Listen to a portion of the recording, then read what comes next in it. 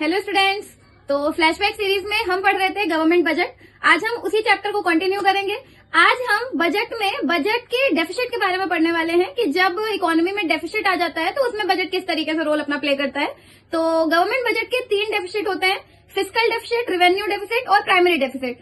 तो वो डेफिसिट किस तरीके से काम करते हैं, क्या होते हैं वो डेफिसिट, ये हम आपको रिटर्न करके समझाएंगे। तो चलिए ज्यादा टाइम वेस्ट नहीं करते हैं और वीडियो शुरू करते हैं। आ जाइए। What is revenue deficit? जैसे मैंने बताया था कि डेफिसिट वर्ड का मतलब होता है कि इकोनॉमी में किस चीज की कमी है, वही डेफिसिट है। तो मीनिंग देखते हैं हम इसकी। It refers to excess of revenue expenditure over revenue receipts during a given fiscal year.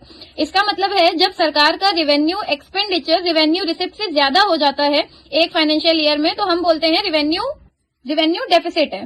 तो जब भी सरकार, तो इसका एक इक्वेशन बनता है, revenue deficit equals revenue expenditure minus revenue receipt. ये इसका फॉर्मूला है। रेवेन्यू एक्सपेंडिचर में से रेवेन्यू रिसिप्ट माइनस कर देंगे तो क्या मिल जाता है? Revenue deficit. और रेवेन्यू डेफिसिट में सिर्फ और सिर्फ हम रेवेन्यू एक्सपेंडिचर और रेवेन्यू रिसिप्ट की बात करते हैं। कैपिटल एक्सपेंडिचर, कैपिटल रिसिप्ट की बात नहीं होगी, सिर्फ रेवेन्यू। इसके इम्प्लीकेशन देखते हैं क्या होते हैं। इसके इम्प्लीकेशन देखिए।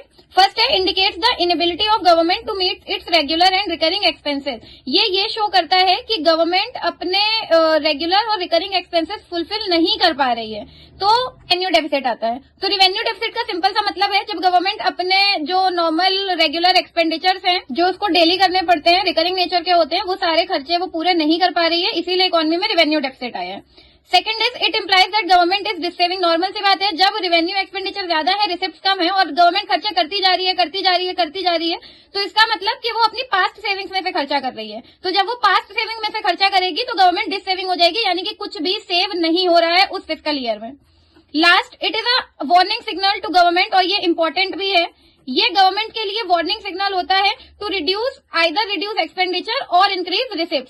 या तो आप अपने एक्सपेंडिचर कम कर दीजिए और या तो अपने रिसिप्ट बढ़ा लीजिए, अदरवाइज इकोनॉमी में बहुत इसके बाद फिस्कल डेफिसिट और फिर प्राइमरी डेफिसिट भी आ सकता है, जो इकोनॉमी के लिए अच्छा नहीं होता है। रेवेन्यू डेफिसिट तो सिर्फ एक वार्निंग सिग्नल है कि यहाँ पे गवर्नमेंट को रुक जाना चाहिए, अपने खर्चे कम करने चाहिए या तो फिर अपनी रिसिप्ट बढ़ानी चाहिए। Next is fiscal deficit. Fiscal deficit क्या होता है?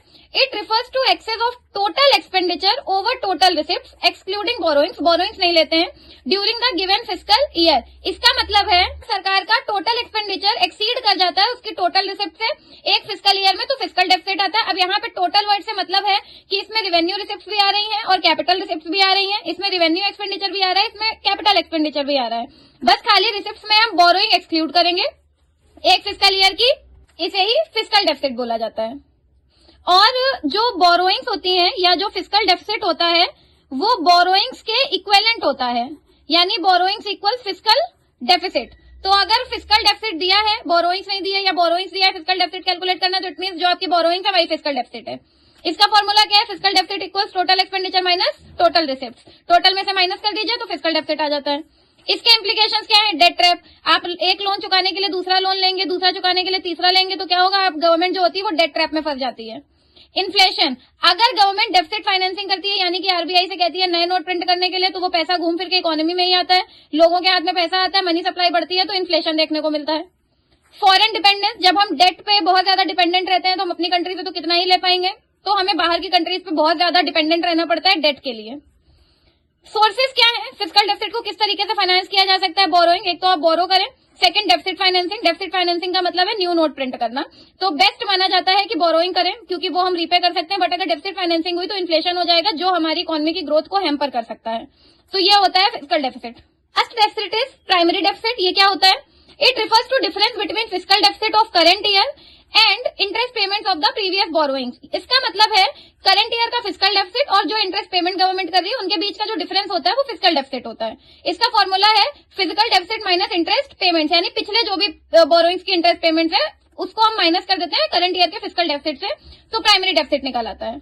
इसकी इम्प्लीकेशंस देखते हैं क्या है। फर्स्ट है, it indicates how much of the government borrowings are going to meet expenses other than interest. इससे ये पता चलता है कि गवर्नमेंट ने जो पैसा बोरो किया है वो इंटरेस्ट के अलावा और किन किन खर्चों में यूज होने वाला है। Second, a low or zero primary deficit indicates that interest have forced the government to borrow money।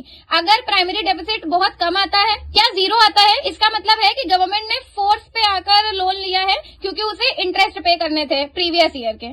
वो प्राइमरी डेफिसिट होता है। तो स्टूडेंट्स, ये था वीडियो गवर्नमेंट बजट के डेफिसिट के ऊपर। सारे टॉपिक्स हमने क्लियर कर लिए। आई होप आपको वीडियो क्लियर हुआ होगा, टॉपिक्स क्लियर हुए होंगे, समझ आया होगा। अच्छे से पढ़िए, अच्छे से मन लगाकर रीड करिए, सही से पढ़िए और वीडियो लाइक करिए, दोस्तों के साथ शेयर करिए और चैनल को सब्सक्राइब करिए। Thank you so much.